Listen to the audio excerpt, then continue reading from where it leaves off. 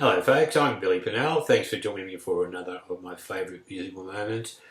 I have mixed feelings about talking to you about this band and one of my favourite musicians today, and I'll explain what I mean. The news came through 3 or 4 weeks ago here in Australia. We're in October 2024.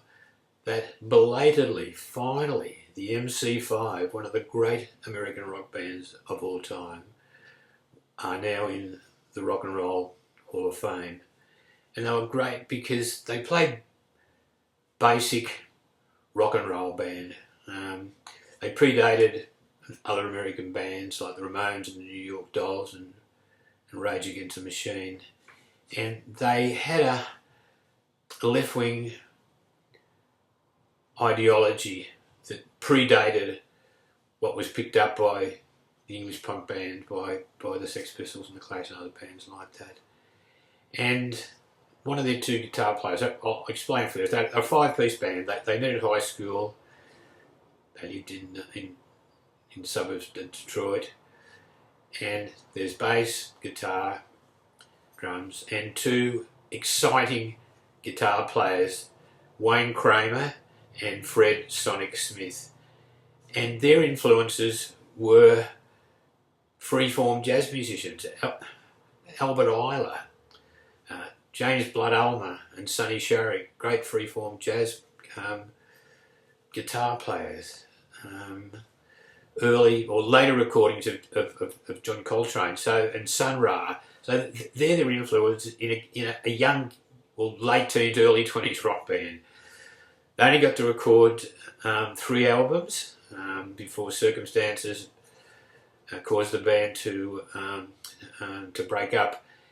And I've got some footage which I'll keep till the end of this conversation with you, and you can see for yourself why I'm so excited about sharing this with you. This was filmed in 1970 at a university outdoor concert.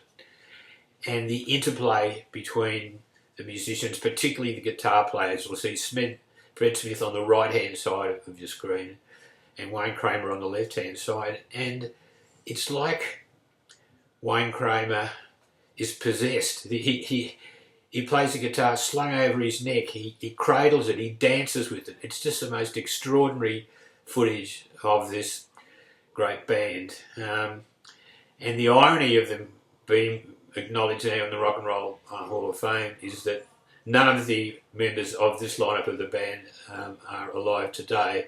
In fact, Wayne Kramer died quite recently, a bit earlier in 2024, and it made me feel very sad because I've never met the bloke, but the way that he handled himself musically and the way he handled himself briefly after the band had broken up was even more admirable. And you'll see what I mean in just a moment, because I've included an interview with Wayne Kramer where he'll talk about what happened at the end of his time in the MC5, although they did reform later on with a different lineup.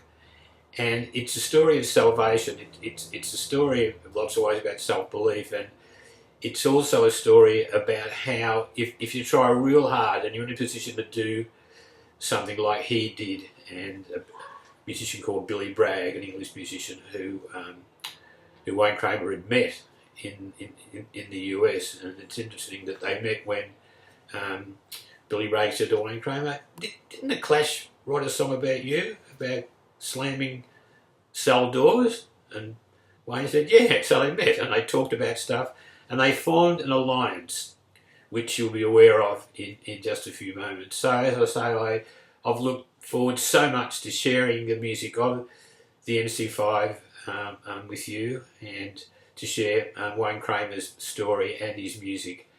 So I'm going to sit back and enjoy this myself, and hope that you'll get as much out of it as I have over the years of the MC5 and Wayne Kramer.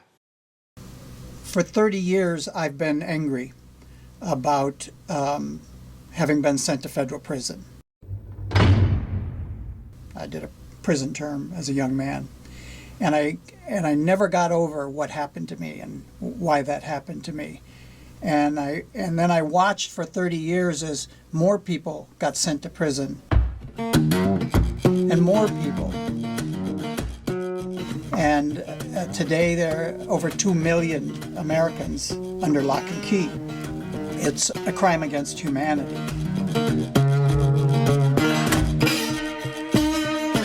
I came of age in the 60s and was part of an entire generation that felt like that our country was going seriously in the wrong direction, and that really things were about to burst at the seams.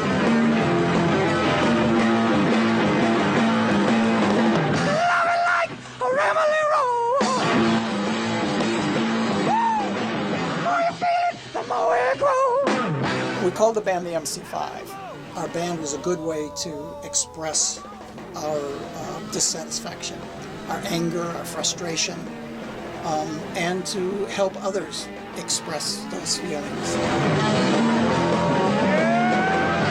We were on the cusp of being a big popular hit band, but I think that we were too much trouble. We were too much trouble to ourselves because we were insane.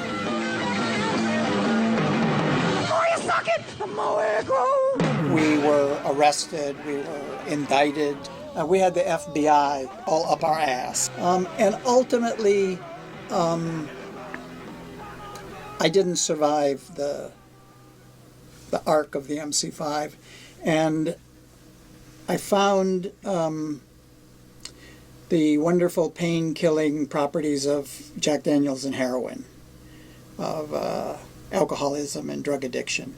It was easier to get high every day than it was to deal with the collapse of my dreams as a young man, and the collapse of my hopes, and the collapse of my whole life. I entered a backwards world where bad was good. And I wish I could say that, you know, I got myself together in prison and I came out and I was a good guy, but prison didn't do that for me. It didn't actually help me. So how can I do something about that?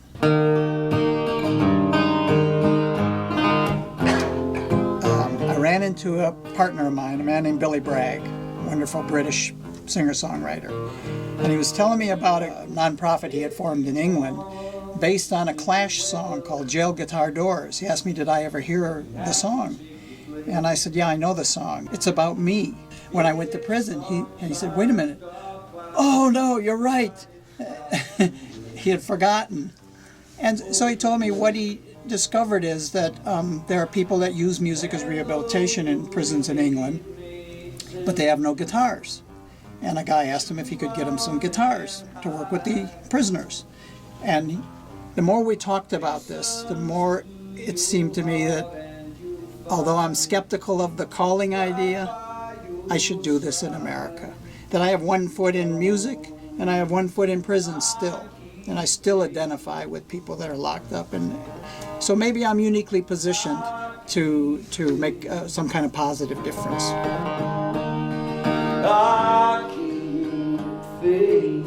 I keep faith in you. So we launched a nonprofit in America, Jail Guitar Doors USA, and it's a musician-run, musician-organized nonprofit. And what we do is simple. We find people that work with prisoners, they'll use music as rehabilitation, and we provide them with guitars. The guitar, learning to express yourself in a song, can teach somebody a new, non-confrontational way to get complex ideas across, maybe about their family, or maybe how they ended up in prison. It's a very powerful tool in starting to rebuild self-respect and dignity, to learn how to express yourself. Because prison is a great argument for worthlessness, and creating something is a good argument against worthlessness.